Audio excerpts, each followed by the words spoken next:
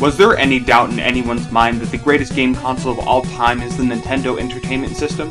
This was the first game console I ever played, putting that controller in my hands before I was a year old and playing it every opportunity I could from that point on.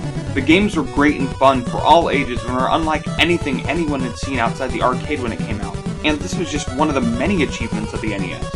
It single-handedly re-established the game console market in North America after Atari nearly destroyed it forever. It established everything about the modern gaming industry, where the console maker has to approve all games for licensing on their game console, ensuring, for the most part, quality games were being released on their system. So it did not suffer the same fate as Atari. They created the D-pad, and created icons that to this day are known throughout pop culture by people who don't even play video games. The NES did it all while controlling over 90% of the video game market share up until 1989, but never really lost a grasp on that market share until Sonic the Hedgehog came bundled with the Sega Genesis in 1991. For 6 long years, if you wanted to play a game, you're going to play it on the Nintendo Entertainment System, an accomplishment that has not been repeated since. Who would have thought this thing that looks like a toaster oven with these large, overbearing looking cartridges would become the biggest thing ever in America? Nintendo did, and for a long time they were the only ones. I won't bore you guys with the details about how Nintendo of America's president Minoru Arakawa, son-in-law of Nintendo president Hiroshi Yamauchi, did a deal with big retailers without approval to buy back any NESs not sold in stores, and how that played off as plenty of other people have done that history lesson and did it well. My favorite is right here. But let's just say it was a success, and Nintendo Fever swept the nation as a game about a plumber saving a princess introduced nearly everyone to a new world of video gaming that had never been experienced before, and charged forward into nearly every medium they could get into.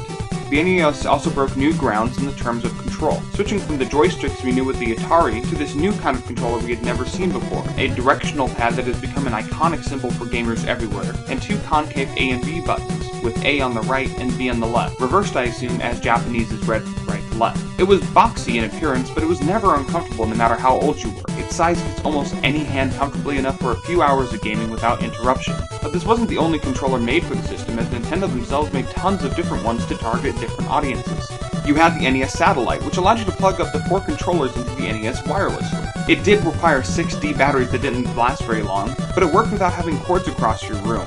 Just set that on the coffee table and plug in a controller and you could be playing NES with just a slight lag in no time. A true advancement that Nintendo would make again with the GameCube. But Nintendo wasn't done, and they came out with the best controller for the NES ever, the NES Advantage. This was a true arcade stick at home. A metal bottom kept it heavy and stable, with a great stick and big buttons that worked just like a charm. If that weren't enough though, you could put it into turbo mode and adjust how much turbo you needed when it was on. Genius. Some people prefer the NES Max, and I can't fault them for that, as the Max was a great controller, but for me, my controller choice will always be the Advantage. Plus, the Advantage was in Ghostbusters too. The best thing about these controllers are that they've played some of the best games ever created. Games that would start franchises that are still going to this very day. It started with Super Mario Bros., arguably being the first game many people would play, not only on the system, but in their lives. And it would become the best-selling game of all time up until Wii Sports overtook it nearly 20 years later. The game was followed up by 2 amazing sequels, with the third being praised as the best Mario game ever by most fans of the plumber. But she also had other amazing titles like Blaster Master, Metroid, The Little Mermaid, Dr. Mario, Ghosts and Goblins, Teenage Mutant Ninja Turtles, Bionic Commando, Blades of Steel, Star Tropics, The Legend of Zelda, and The Adventure of Link, DuckTales, Mega Man 2, RC Pro-Am, Operation Wolf, Batman, Castlevania 3 Dracula's Curse, and the last game released on the NES, Wario's Woods. With the NES, there was something for everyone, and the system is cherished by everyone who had the opportunity to play one. It forever shaped the video game market and changed the industry forever. I love this game console, and I know all of you do as well. It deserves this #1 spot, and I don't think it will ever be removed from it.